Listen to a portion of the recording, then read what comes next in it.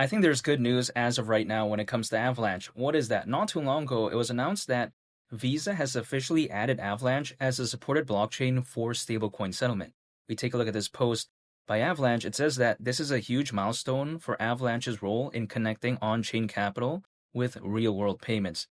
Why do I think this is massive? It's because as of right now, stablecoins, they're a big narrative. And if we take a look at Visa, historically, very massive as well, very famous. And also we combine that with aspects of payments. This is something that I like because, for instance, the payments market currently is valued at over $2 trillion. Just to give this some context, the AI market, which there's a lot of hype for it as of right now, we take a look at how that is predicted, the market size, to be worth nearly $2 trillion by 2030, according to Granby Research.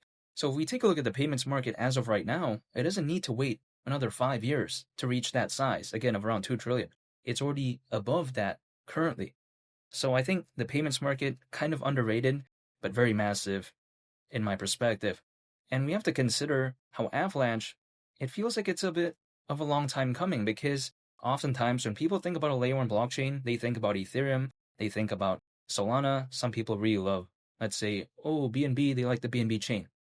But then Avalanche, I think it's very special because as a layer one blockchain, it has a very big role, I think, in the world of decentralized finance. Because in terms of total value locked on DeFi, again, DeFi stands for decentralized finance, according to DeFi Llama, I've always noticed how Avalanche is consistently in that top 15, top 20 range. So that's very impressive. And also, if we take a look at the DeFi ecosystem, arguably, I would say, when it comes to Avalanche, we see something like Joe. Joe's very popular. I'm bullish on Joe. We take a look at something like, for instance, Pangolin, a decentralized exchange. I'm a fan of those projects. And I think that this is not such a bad thing because the decentralized finance market is predicted to reach over $200 billion by 2030, according to Granby Research. So I do like that when it comes to Avalanche. Now, even though nothing I say is financial advice, let's say AVAX, Avalanche's native token, were to go to the price of $200 during a fully fledged type of altcoin season, that would not surprise me because I am a fan of Avalanche's fundamentals. And seeing stuff like this, again, the news about Visa, I think is a great indicator that, you know what, Avalanche is kind of beginning to become recognized as one of these premier layer one blockchains. Because oftentimes people think about Avalanche as just kind of being this random layer one blockchain that does nothing. People don't really care about it. They say, oh, it's kind of like a watered down version of Solana, and it's kind of a worse version, some people may arguably say, when compared to Algorand. But I do disagree with that. I think Avalanche, even though sometimes it's kind of viewed as in the same regard as Algorand in terms of popularity, I think that in terms of fundamentals, this is something that I do like. Not to mention, we have to consider how some of the famous individuals within this space have even said pretty nice things when it comes to Avalanche. And let me show you what I'm talking about. Because, for instance, the co-founder of Chainlink Labs, he claims that Avalanche gets us closer and closer and possibly at arriving at parity with the speed of Web2 systems. That's something very massive because, again, Chainlink, very massive project. It's very well known for its decentralized Oracle network. And this right here, again, I think means something. Not to mention, according to the founder of Aave, by the way, is a very massive project in the decentralized finance space, but besides that, he claims how Avalanche is well suited for building DeFi applications due to its scalability features. So I like this when it comes to Avalanche overall. And even if we take a look at Avalanche historically speaking, it hasn't experienced the type of stuff that Solana has been known for. Like, for instance, even though Solana, I think right now, is a very good layer one blockchain, it can't be ignored that allegedly, quite a while back ago, it did experience around 8 different network outages in just a time span of a year. So that means, allegedly, for a year, that was nearly once a month. I mean, I've never really seen stuff like that go on with Avalanche, at least that I know of. Not to mention, if we compare Avalanche to Ethereum, sky-high gas fees. Arguably, it's not even scalable. I get it, there are these Ethereum layer 2s that kind of combats all this type of stuff while at the same time allowing for Ethereum to be enjoyed. I'm totally aware of that. But then at the same time, Avalanche kind of doesn't need that, right? And also, it hasn't experienced the type of stuff that Solana has. Doesn't necessarily mean that Avalanche is going to be more popular than them because I think for this cycle, Solana, Ethereum is still going to be more popular than Avalanche.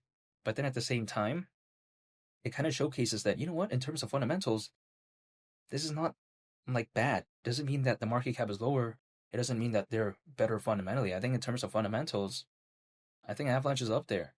But even besides that point, $200 when it comes to AVAX, let's say we're to go there, that would be around a 9x from here. And the market cap, considering current circulating supply, would be around $84.5 billion. Now, let me address the around 9x part from here first, because some people may take a look at that and say, what? How is that good and all this type of stuff? And I cannot make a decision for anyone, by the way. But when I take a look at around a 9x, I mean, let's say we take a look at Bitcoin going at 300 grand. That's less than a 3x from here. Ethereum going to 10 grand. That's also less than a 3x from here.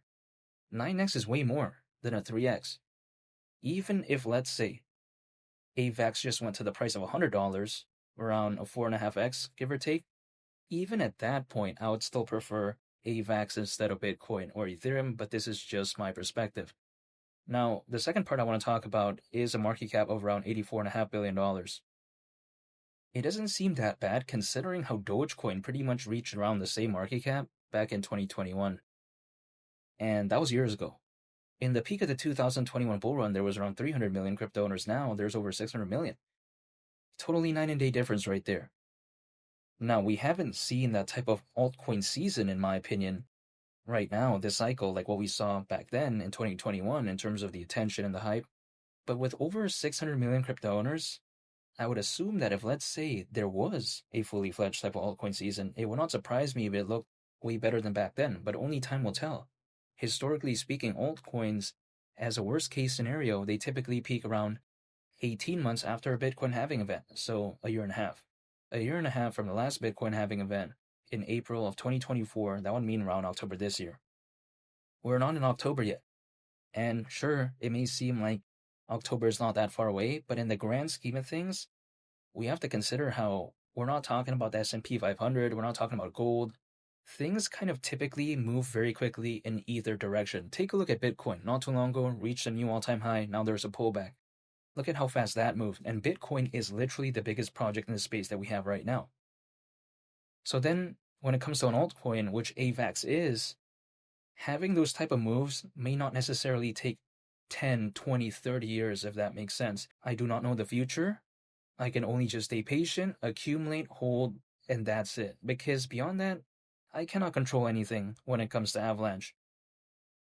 I can take a look at the price charts and draw some random triangles, but that's not going to matter. No one's going to look at that, or the project or the market is going to pay attention to that and say, oh yeah, that means AVAX is going to do this at this time. It would not affect anything when it comes to AVAX, the project, or the whole space overall. So when people like to ask me, why don't I pull up a price chart, draw some random triangles, it just doesn't make sense to me, because I see some people out there, they make a video, they pull up a price chart, draw some random triangle, they say this is going to happen at this time, it doesn't, and they just keep adjusting the triangle. Now at that point, that's just drawing. It looks cool, it's fun, because when they're pulling out the price chart, the price is moving up and down, and then also there are some cool graphics. I'm totally aware of that, but I'd rather talk about the fundamentals, I'd rather talk about the news, and seeing stuff like that when it comes to Visa and Avalanche, I think is such a good step in the right direction, even though I don't think we're in a fully fledged type of altcoin season right now. I still like this news nonetheless, and I think it's good moving forward in terms of giving more credibility and as well as increasing the perceived fundamentals of Avalanche. And feel free to subscribe if you enjoyed this video. I would greatly appreciate it. It's been Lee the Captain, and I'll catch you all in the next one. I'm out. Peace. Bye.